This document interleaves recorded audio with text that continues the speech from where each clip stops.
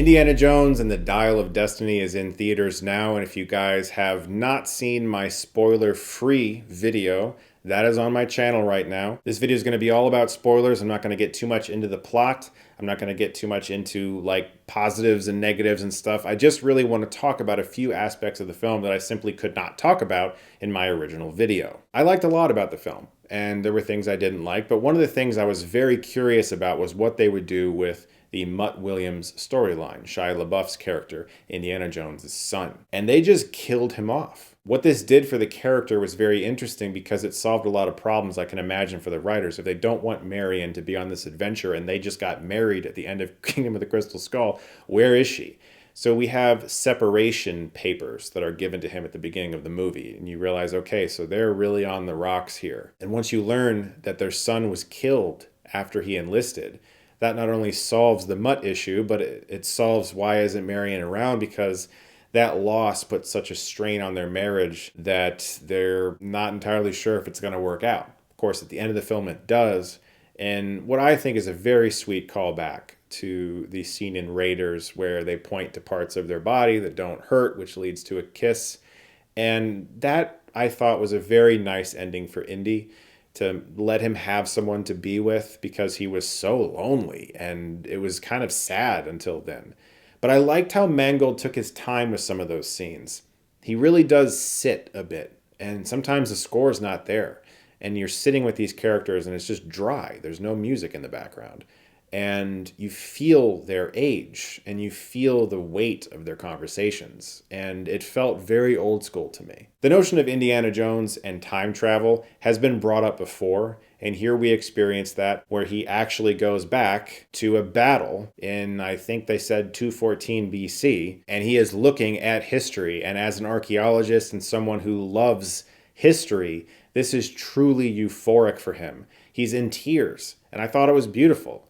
Not everyone's going to love the idea of time travel, and some people are going to scoff at it, but there are really weird Indiana Jones adventures. If you've seen the Young Indiana Jones show or read any of the books, there's a lot of weird shit that this guy has gone up against.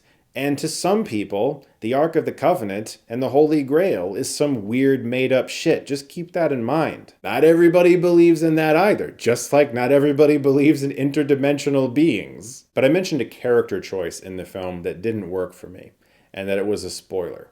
For some people, I'm assuming they thought I was talking about how Phoebe Waller-Bridge as Helena knocks him out when he wants to stay in this time. And she's like, no, you need to go back where you belong.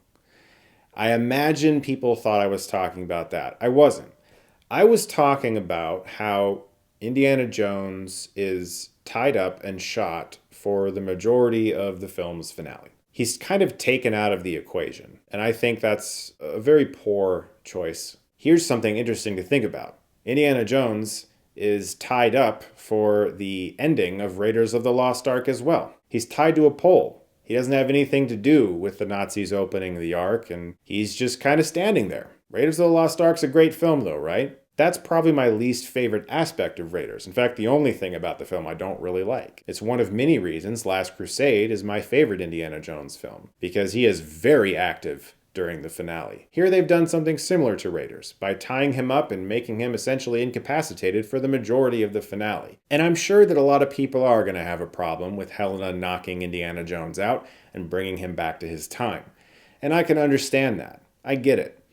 But Indiana Jones has always been a character that is in love with history. It's why relationships have been hard for him.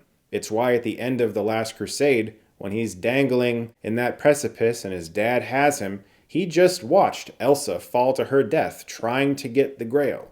And when he's in that exact same position, what does he try to do? He tries to get the Grail. He's enticed by it. His father has to tell him to let it go. He always needs somebody else to kind of bring him back to reality. In the case of this movie, his goddaughter literally does. The one thing I'll say about that, though, is that Last Crusade still gives him the choice. His dad says, Indiana, let it go. And Indy turns to his dad and chooses to take his hand and be pulled back up. So it's not a 100% perfect defense towards someone who doesn't like the fact that Helena knocks out Indy, because she doesn't give Indy the choice. And I can see why people wouldn't like that. I just didn't like how our hero was tied up for most of the third act. I wanted to see him sort of doing more and solving more problems. And as much of a cliche as it might be, I would have liked to have seen him fight Mads Mikkelsen. There's a massive dude in this movie, and I was positive that they were setting up a fight scene between this guy and Indiana Jones, and we just didn't get it. So I kind of missed some of that intensity, some of that white-knuckled near-death experiences that the first three Indiana Jones films gave us for our hero. I think it's one of the most important things about an Indiana Jones movie is that breaking point moment. I talked about it in my Crystal Skull review and how that film didn't really have one.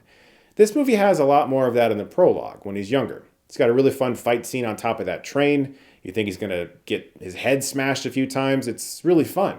When he's older, though, there's a little less of that. He's more on the run, chasing things, outrunning things, running towards things, searching for things.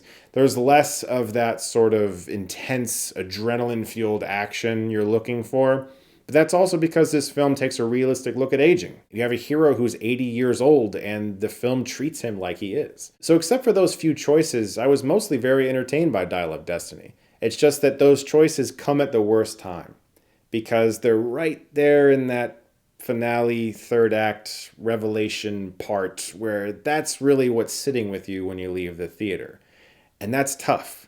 Because when so much of the film works just fine and you get to that one point and you're like, ooh, that could have been better, that's going to be the clincher for most people. It's going to be a deal or no deal for a lot of folks. And for me, I like so much of this movie that I was able to look past it. But amongst the 4 writers that were involved with the film, I am surprised that there wasn't anyone who said, maybe he shouldn't be tied up for like 25 minutes. I think maybe we should let him do something. I also want to remind you and thank you for all of the support that we continue to receive at ShelbyOaksMovie.com. My film is in post-production and we are finishing a handful of visual effects still that have been priced out much higher than we anticipated. Because of that, we have had to try to gather more funds. And every single day that passes, we have opportunities that are opening up to us because of you guys. And I just want to, again, thank you so much for helping us out.